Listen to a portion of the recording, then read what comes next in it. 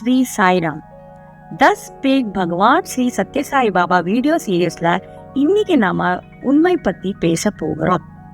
உண்மை பத்தி தெரிஞ்சுக்கிறதுக்கு நான் இன்னைக்கு சின்ன கத்தாலேருந்து ஒரு கதைய சொல்ல போகிறேன். ஒரு ஊர்ல ஜக்குன்னு ஒரு திருடன் இருக்கான். அவன் ஒரு மகரிஷிய போய் சந்திக்கிறான்.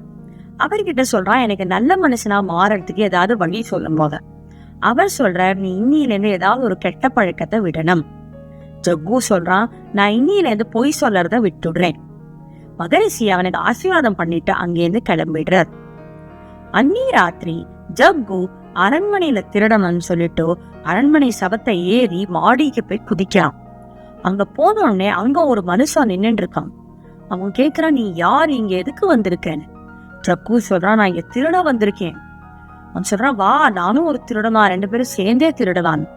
2 பேரும் அரண்மனைக்குள்ள போய் எல்லா பொருட்களையும் திருடிட்டு அதை ஈக்குவலா டிவைட் பண்ணிக்கிறான். கிளம்புறதே அந்த மனுஷன் ஜக்கு கிட்ட அவனோட அட்ரஸ கேட்கறான். ஜக்கு தன்னோட கரெக்டான அட்ரஸ கொடுத்துட்டு அங்கேருந்து கிளம்பிடுறான். அடுத்த நாள் காலையில அரண்மனையில ஒரே பரபரப்பா இருக்கு. ராஜாவுக்கு தெரிய வந்துடுறது இங்க திருட்டு போயிருக்கேன்னு. அவர் மந்திரியை அனுப்பி, இங்க என்னெல்லாம் பொருட்கள் திருட்டுறதுன்னு நீ கொஞ்சம் போய் பார்த்துடுவான்னு சொல்ற. மந்திரி அங்க போய் பாக்குற, ஒரே ஒரு வைரக்கல்லு மட்டும் இருக்குது. அந்த வைரக்கல்லை எடுத்து அவர் தன்னோட பேக்கெட்ல போட்டு ராஜா கிட்ட வந்து சொல்றாரு, இங்க ஒண்ணுமே இல்ல, எல்லா பொருட்களும் திருட்டு போயிடுச்சு. ராஜா கிட்ட கேட்டதும் ரொம்ப கோவம் வந்துடுறாரு. என்னது, நேத்தி ராத்திரி நான் தான் திருடன் வேஷத்துல வந்து இங்க திருடி இருந்தேன். அங்க ஒரே ஒரு வைரக்கல்லை வச்சுட்டு தானே வந்திருந்தேன். அது எங்க போச்சு அந்த வைரக்கல்லு? எல்லாரும் மந்திரிய செக் பண்றான். அவரோட பேக்கெட்ல இருந்து அந்த வைரக்கல்லு கிடைக்கிறது.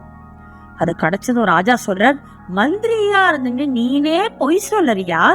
நீ மந்திரியா இருக்கிறதுக்கு லாயக்கே இல்ல அப்படின்னு சொல்லி அவரை எடுத்துடுற. உடனே ஜக்குவ வர சொல்ற. ஜக்குவ கூட்டின்னு வந்தோடனே அவங்கிட்ட கேக்குற. அவன் எல்லாத்தையும் உண்மையே பேசுறான். இத கேட்டது ராஜாக்கு ஒரே சந்தோஷம். அவனை மந்திரியா பண்ணிடுற.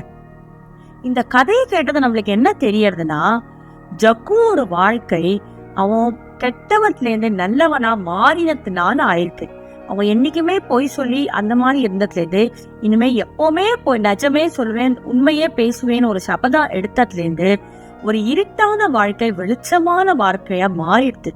பேரும் புகழோட ரொம்ப சந்தோஷமா இருந்தான். சுவாமி என்ன சொல்றாருன்னா, உண்மை உயர்ந்தது. உண்மை மனுஷனையும் மிருகத்துக்கும் வித்தியாசத்தை காட்டுறது. உண்மை மனுஷனுக்கும் சமுதாயத்துக்கும் நடந்துக்கிற விதத்தை காட்ட. உண்மை பேசினால் மனுஷனாக வாழறதுக்கு திறமையும் கிடைக்கிறது. என்னைக்குமே நாம உண்மைதான் பேசணும்.